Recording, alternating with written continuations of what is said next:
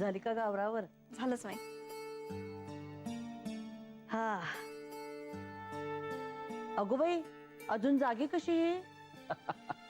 हा? काय नाही, मेघना मामीला भेटायचंय. अगो बाई, काय काय विशेष काय? हं?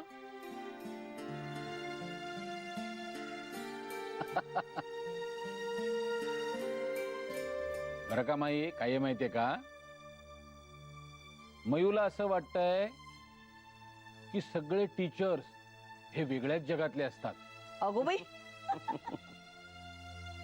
म्हणजे सिनेमातली माणसं नाही का वेगळ्या जगातली असतात, अगदी तशीच. म्हणजे ते कोणाचे मामा किंवा मामी असूच शकत नाहीत. हा? गूढ वलय असतं ना त्यांच्या भोवती. काय बाबा सगळं ओपनली सांगताय? अगं मग त्याला काय झालं, सगळे आपलेच आहेत. घोडे आमचं बा. बाळ नाहीये मी. अगं असं नसतं काही, तू तर बाळ आहेसच, पण तुझी आई सुद्धा आमच्यासाठी अजून बाळच आहे.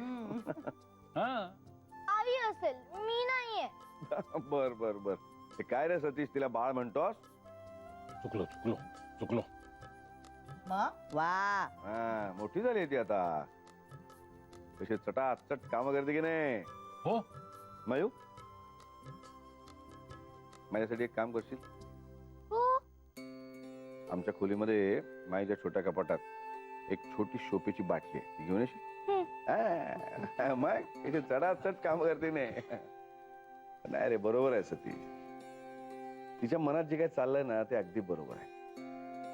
या मुलांची ना एक वेगळीच दुनिया असते आणि त्या दुनियेत त्यांच्या आवडत्या नात्याचं एक विशिष्ट स्थान असतं.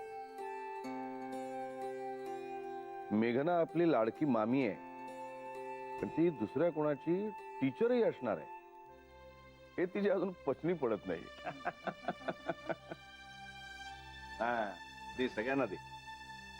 बस बस. शाबास. बाबांना दे.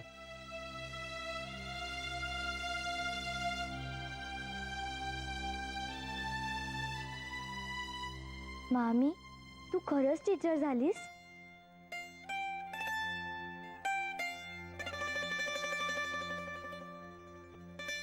हो,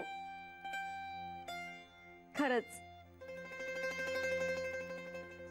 म्हणजे सगळेजण तुला टीचर म्हणून हाक मारतात?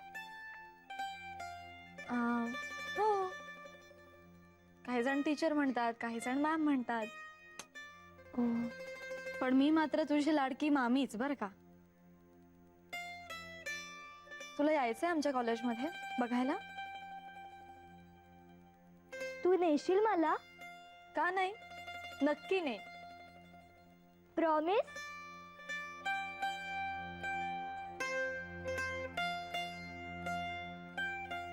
प्रॉमिस.